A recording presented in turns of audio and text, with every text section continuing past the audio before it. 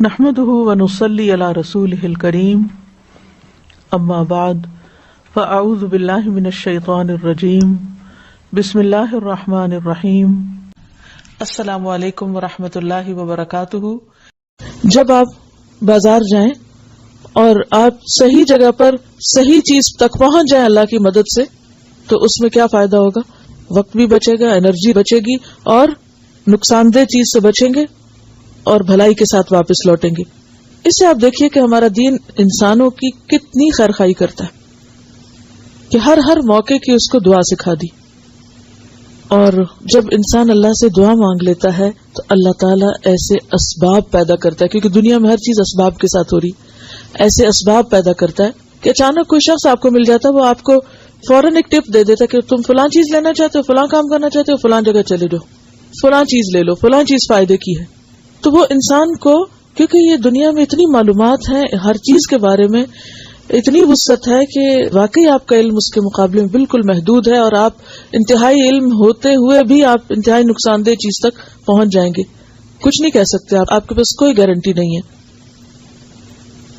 تو ایسے میں دعا سکھائی گئی، اور انسان اگر ایسی دعا مانگتا ہے، اور اگر آپ کو عربی میں ابھی نہیں بھی آتی تو جب آپ بازار کے ارادے سے گھر سے نکلیں تو یہ دعا کم از کم اردو میں ضرور مانگیں۔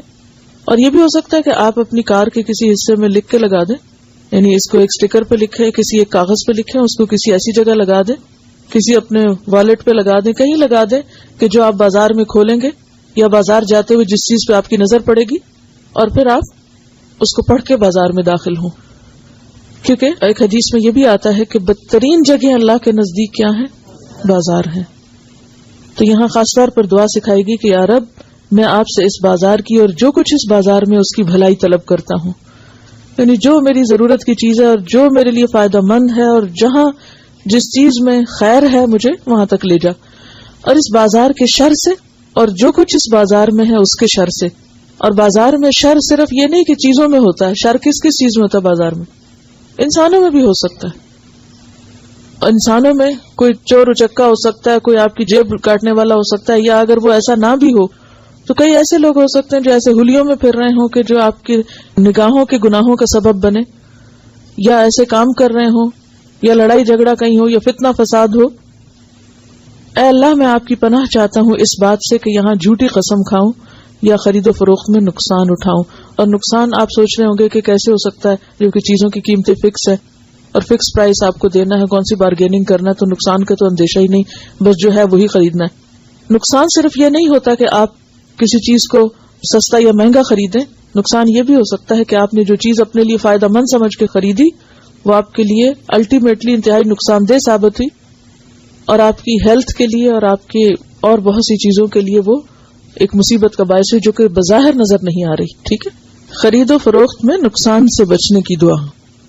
اگر آپ کی دکان یا دفتر بازار میں ہے، یا کسی اور کام سے بازار جا رہے ہوں، یا بازار میں داخل ہوتے وقت یہ مسنون دعا پڑھیں: بسم اللہ اللہم انی اسألک خیر هذه السوق وخیر ما فیها واعوذ بک من شرها وشر ما فیها اللہم انی اعوذ بک ان اصیب فیها یمینا فاجرتا او صفقتا خاسرتا۔ ترجمہ ہے: میں اللہ کا نام لے کر بازار میں داخل ہوتا ہوں، اے اللہ میں آپ سے اس بازار کی اور جو کچھ اس بازار میں ہے اس کی بھلائی طلب کرتا ہوں، اور آپ کی پناہ چاہتا ہوں اس بازار کے شر سے اور جو کچھ اس بازار میں ہے اس کے شر سے۔ اے اللہ میں آپ کی پناہ چاہتا ہوں اس بات سے کہ یہاں جھوٹی قسم کھاؤں یا خرید و فروخت میں نقصان اٹھاؤں۔ اس میں آپ دیکھیے کہ خاص طور پر جو بازار کی بھلائی طلب کی گئی ہے یہ قابل غور ہے۔ بازار کی بھلائی کیا ہے؟ آپ کے ذہن میں کیا آتا ہے کہ اے اللہ میں آپ سے اس بازار کی بھلائی اور جو کچھ اس بازار میں ہے اس کی بھلائی طلب کرتا ہوں؟ کیا ذہن میں آتے؟ کیا مانگ رہے ہیں آپ اللہ سے؟ کہ جو کچھ میں لینے جا رہا ہوں وہ واقعی میرے فائدے کا ہو، ضرورت کا ہو اور بہترین ہو۔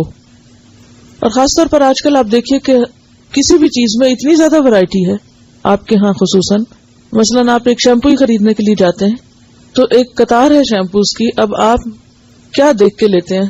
بعض اوقات صرف باٹل، بعض اوقات صرف اس کا جو بظاہر رنگ ہے یا اس کی خوشبو، یا کسی نے کہہ دیا کہ وہ فلاں چیز بہت اچھی ہے، یا یہ کہ کبھی اس کو پڑھ بھی لیتے ہیں اور اپنے اندازے سے کہ ہاں میرا خیال ہے یہ مجھے سوٹ کرے گا، اور آپ کو نہیں پتا ہوتا کہ وہ واقعی آپ کے لیے سوٹیبل ہے بھی یا نہیں. تو کچھ عرصے کے بعد آپ کو کچھ نقصان ہوتا ہے تو آپ کہتے ہیں وہ اصل میں مجھے فلاں چیز سے الرجی تھی اور مجھے پتا نہیں تھا اور میں نے غلط چیز خرید لی. ایسا ہوتا ہے، بہت دفعہ ہوتا ہے نا.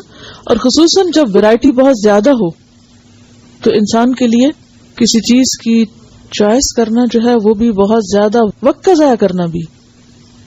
جب آپ کے سامنے ایک لمیٹڈ چیز ہوتی ہے اور آپ صحیح چیز تک پہنچتے ہیں تو آپ کا وقت بھی بچتا ہے اور آپ کا دماغ بھی پراگندہ ہونے سے بچتا ہے. دماغ کی پراگندگی کیا ہوتی ہے؟ سوچوں کا منتشر ہونا. جب بہت ویرائٹی ہوتی ہے نا، آپ ایک چیز لے آتے پھر آپ کی تسلی نہیں ہوتی.